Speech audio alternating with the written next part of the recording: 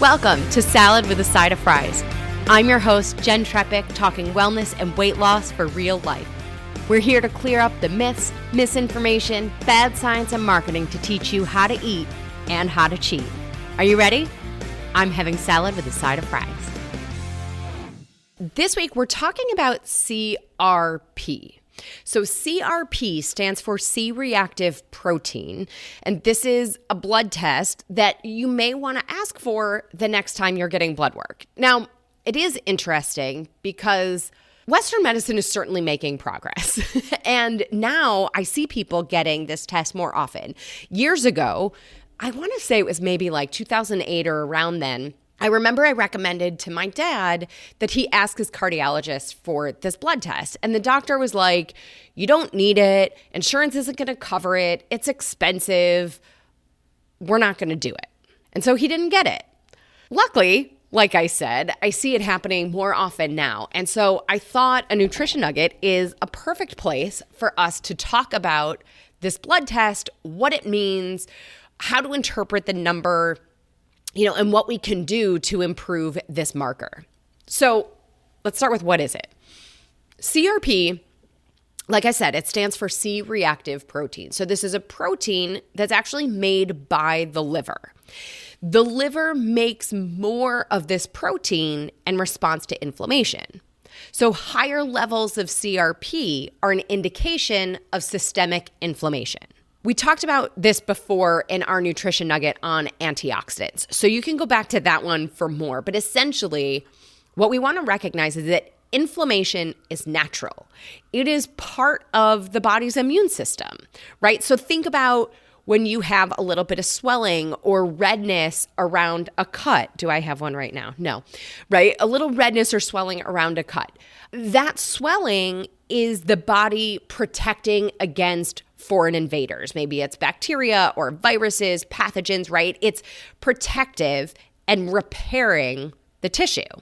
However, when we have inflammation in the body that is all over the body, and it is chronic rather than acute and systemic, right? So all over, it's essentially the root cause of symptoms, illness, and disease. So acute inflammation is healing, systemic chronic inflammation is disease-inducing.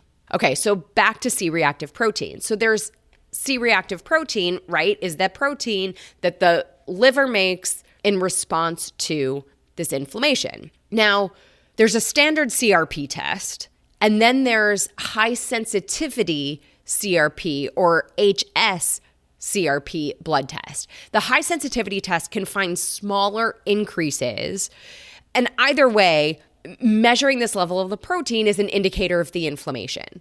It is recommended, though, specifically for heart disease or cardiovascular conditions, that we look at that high sensitivity, the HS CRP. So why might we want the test? So I just mentioned cardiovascular health. So occasionally, this CRP test can look at inflammation in an acute or short-term situation, right? So they might look at this if you showed up at a hospital and they weren't really sure what was going on. CRP might give, some indication. Far more often, though, we see this test to help monitor inflammation for those who have a chronic condition. The HS, right, the high sensitivity CRP test, is often used to indicate the risk of coronary artery disease. Now, in coronary artery disease, the blood vessels of the heart sort of have plaque buildup and it stiffens them and then it narrows them. So the space for blood to pass through gets smaller and smaller, and then that can lead to a heart attack. So a CRP test may be used to find or monitor inflammation related to inflammatory bowel disease. So think like Crohn's or ulcerative colitis, autoimmune conditions like lupus, rheumatoid arthritis, vasculitis, also even asthma sometimes. So a CRP test may be used to see if a treatment for a chronic inflammatory condition is providing progress. A CRP test might be an indication of an infection happening, right? Maybe it can help diagnose a chronic condition. It might indicate your risk of, like we said, heart disease, or if you've had a cardiac event, CRP is often used to assess the risk of an additional cardiac event. Now, a couple things to note on this blood test.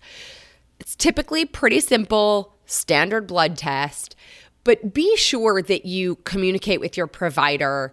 Labs, you want to let them know any medications that you're taking, even supplements that you're taking, because medications and supplements can impact, your CRP test results. Even things like ibuprofen or Advil or aspirin, right? Communicate. Tell them all the things that you take so that you're getting an accurate read. Let them direct you what to do to prepare for the test. And for all of my exercise people out there, you may not want to exercise or have an intense workout before the test, right? So a super intense workout can actually elevate our CRP in the short term. So again, just follow the instructions that you are given if you're taking a CRP test. Okay, so let's say we get the test, we get our results. How do we want to interpret these? So first of all, remember that the test results give us an indication of how much inflammation is in the body. Number one, we want to review the results with our provider because they're giving us, as I said, an indication of how much is in the body, not the source of the inflammation. And I think that's really important that you want to go through this with somebody. The other reason to really go through this with your provider is that different tests and different labs measure CRP in slightly different ways. Like their normal ranges will be different. So again, speak to your healthcare provider. Discuss this also potentially with an integrative or functional medicine provider as well, because again, we want to give them, when you're going to go through this, give them the lab work. Don't just tell them the number because, like we said, sometimes it's measured in different ways by different labs or tests. Now, in general, healthier people have very low amounts of CRP in their blood. Any increases above quote unquote normal mean that you have inflammation in your body. Like I said, labs can measure CRP in different ways and then therefore define normal ranges differently. So with that said, Cleveland Clinic says that a normal C-reactive protein level is generally considered to be less than 0.3 milligrams per deciliter or 3 milligrams per liter, right? Mount Sinai says a normal or low risk of cardiovascular disease, looking at a high sensitivity in HS-CRP, so normal or low risk, HS-CRP of less than 0.1 milligrams per deciliter or 1 milligram per liter. So in the high sensitivity CRP, 1 to 3 milligrams per liter is a moderate risk, and then levels above 3 suggest a higher risk of cardiovascular disease. So this gives us a little bit of an interpretation of the numbers, but remember, it's giving us an indication of chronic inflammation. It's not telling us the cause. So chronic inflammation can be linked to a whole host of things, not just heart disease, right? So there's also diabetes, autoimmune conditions, even cancer. Now, I'm not saying that to scare anybody. It's just that this one number in isolation, like any blood test, doesn't give us the whole picture. So elevated CRP alone does not diagnose a disease, right? Rather, it's an indication of increased disease risk, okay? Again, it's not telling us the cause, it's just telling us that inflammation exists. And then your healthcare provider can help you determine your risk using other tests. And then we can look at lifestyle factors, family history, your overall health, right? If you end up with a higher CRP, we then want to look at other risk factors and take steps to reduce underlying causes of inflammation, right? When we go to look at reducing inflammation, underlying causes of inflammation, your doctor's tools are often pharmaceuticals and over-the-counter medications. They might even recommend lifestyle interventions, but they don't necessarily have the tools to help you assess or implement those lifestyle recommendations. And so that's where you might want to seek the support of some other professionals or some other help. So I'll just throw a couple things out there because there are several ways that we can reduce high CRP through the word that's coming to me is natural options, but really I would say lifestyle interventions, right? So think about the food we eat. Focus on anti-inflammatory foods. So dark leafy greens, lots of vegetables, fruit, nuts, fatty fish like salmon and sardines, anchovies. Focus on whole, real foods, avoiding the pro-inflammatory processed and ultra-processed foods. Exercise. Say it all the time. Move your mass, right? Now, I know I've said, intense activity can increase CRP in the short term, but it's interesting. Long term, regular activity can have anti-inflammatory effects in the body. Weight management is also really helpful for lowering CRP, managing CRP. Excess body fat can actually increase C-reactive protein. So the nutrition and activity that we just talked about can help reduce that. Remember, nutrition and movement are some of the best ways to reduce inflammation and the weight management piece. So these two factors are sort of hitting all the components, right? Or a lot of the components. And we also mentioned before, blood sugar challenges can increase inflammation, can increase CRP. So helping keep our blood sugar balanced through low glycemic impact nutrition, what we talk about at Salad with the Side of Fries all the time, also helps in that anti-inflammatory approach. Of course, we're going to want to quit smoking if we smoke. Smoking is certainly connected to inflammation in the lungs and the blood vessels. I can safely say smoking triggers inflammation, full stop. It damages blood vessels. It raises our risk of a whole variety of health conditions like cancer, lung disease, heart disease. The list goes on. There is some research that shows that if you ever smoked, your CRP levels may remain high long-term, even after quitting, as compared to people who never smoked cigarettes. So it's interesting. And the research doesn't do this, but I'm going to go out on a limb and say vaping falls into that same category. I feel pretty confident in saying that, although I did not read that in research. Alcohol is another factor here.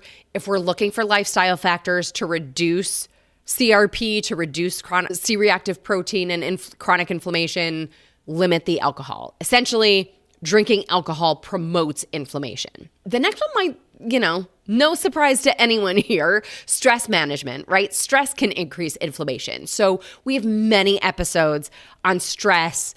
Build stress-reducing tools and exercises into your daily routine. I also want to add to this, build joy, community, and connection into your life too. Hobbies, connecting with other people, all of that stuff can help with stress, and that can help with our inflammatory response too. It goes without saying, sleep. Sleep is so critically important. Again, we have episodes upon episodes about sleep, ways to improve both the quality and quantity of your sleep.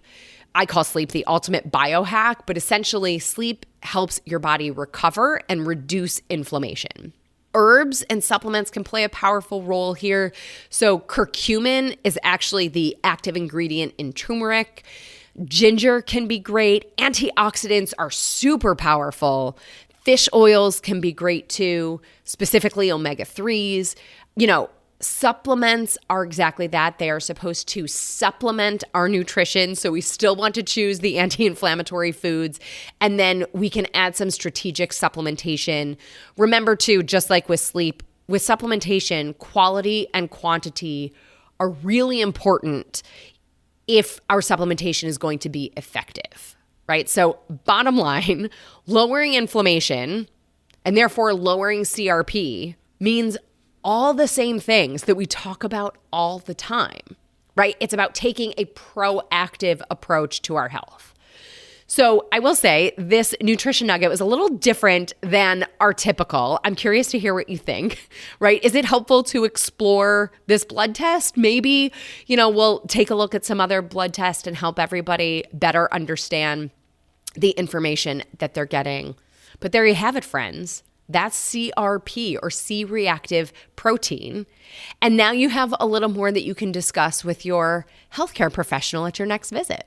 As always, everybody, I'm your host, Jen Trepick. Connect with me on Instagram or all social media. I'm at Jen Trepick, JENNTREPECK. Website is asaladwithasideofries.com. Pick your platform, send a message. This is the easiest way to learn more about working with me as your health coach, joining the next round of our Healthy Vibe Tribe, and then, of course, asking your questions, sharing your ideas, your key takeaways. If you are not already, join our membership by going to glow.fm/saladwithasideofries.